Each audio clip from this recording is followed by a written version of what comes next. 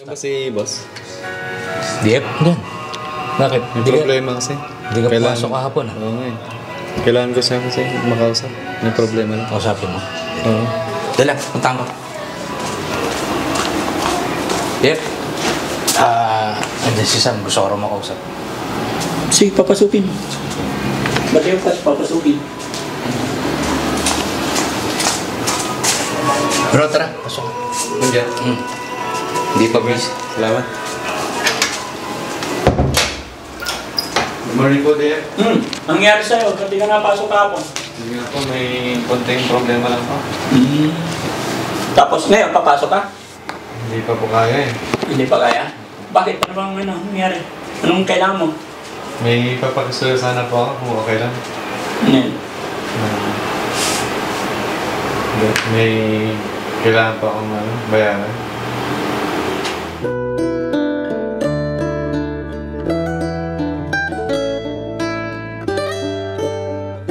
Pwede po mangutang ng pera.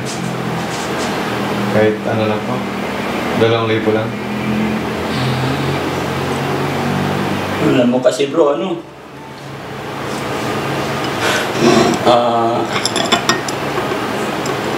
Marami na nangyari sa akin yung mga ganyan eh. Kaya iniiwasan ko talaga magpautang sa mga kaibigan ko. Alam mo kasi pagka hindi na isang beses o 2 beses, hindi na mabilang sa daliri ko yung ganyang senary na mga kaibigan, kakilala, uutang. Pagka nakautang, nabigyan ko na, iniiwasan ako eh.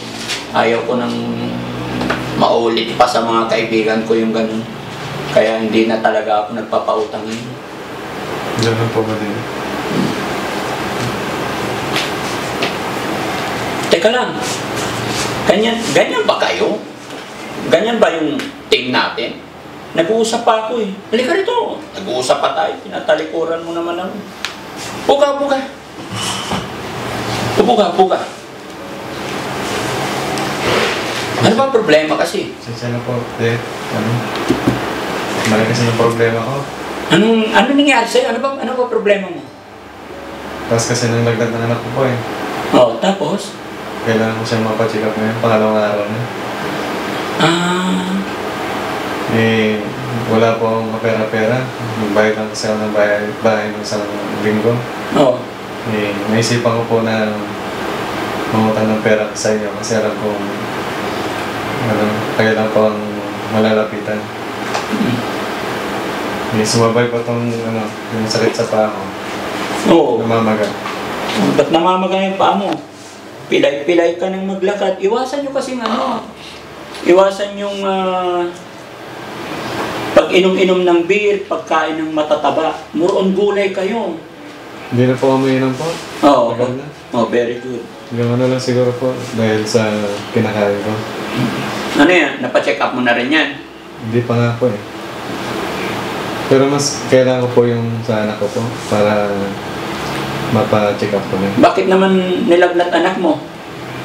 Siguro dahil sa pabago-bagong panahon, kaya So, papacheck up mo ngayon? sana po. Kaso, nahiya po ako sa inyo doon. Hindi po.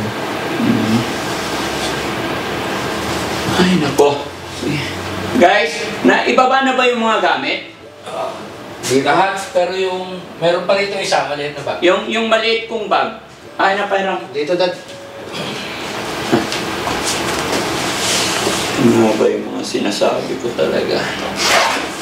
Alam mo bro, pasensya ka na, no? Pag nag-uusap tayo, huwag niyong tatalikuran bigla. Ha? Kasi hindi maganda yun. Nag-uusap tayo. Nagkape ka na ba? Bigyan niya ng kape to. Wala po. Bigyan, tilta kayo kape. So, kailan balak mo pumasok? Sa isang araw na po siguro po. Pag Sige. magaling na yung anak ko. Kape ka muna. Ay, salamat po. Si Sam talaga, may kiusap lang, parang, hindi naman tayo ibang tao bro eh. Ikiusap ka lang sa akin, nanginginig ka pa. Parang wala tayong pinagsamahan yan. Nahiya kasi ako sa inyo, Dads. Kape ka. Nung ka muna ng kape. Ay, wala.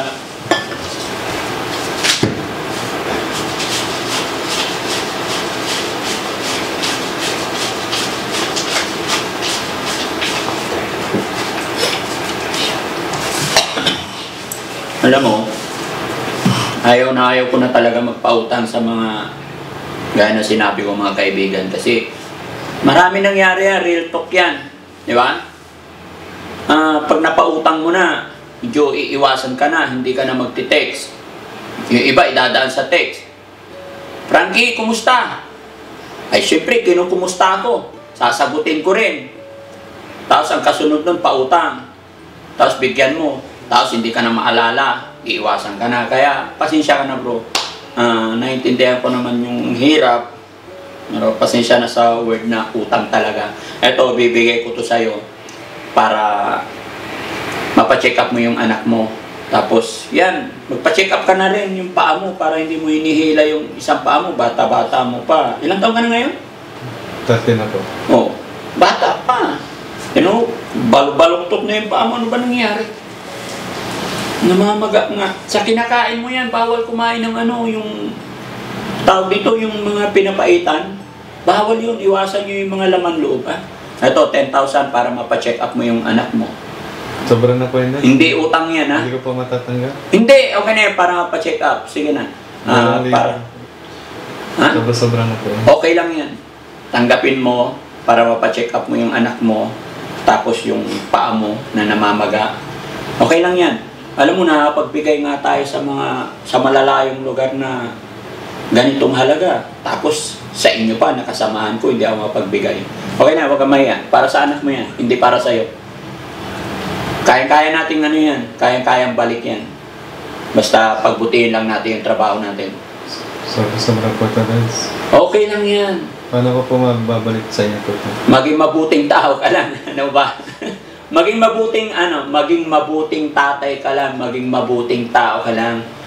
Maging mabuting, ibig ko sabihin, maging mabait tayong tao sa ating kapwa. Yan lang, masaya na ako. Maging mabuting tatay, maging mabuting tao nga lang tayo lagi. At focus tayo sa trabaho natin. Ingatan natin yung katawan natin na hindi magkasakit. Alam ko nagiinom-inom kayo pero iwasan nyo na yung pag-inom para hindi... Okay naman uminom para sa akin, lalo na mga bata pa kayo, pinagdaanan ko rin yan occasionally, tsaka may limit para... Kasi yung beer, malakas makataas ng uric acid yung mga yan, alam ko No? Para pa-check up mo yung anak mo. Tatanungin ko ng utang na loob sa inyo po ito. Napakalaki po. Maging mabuting...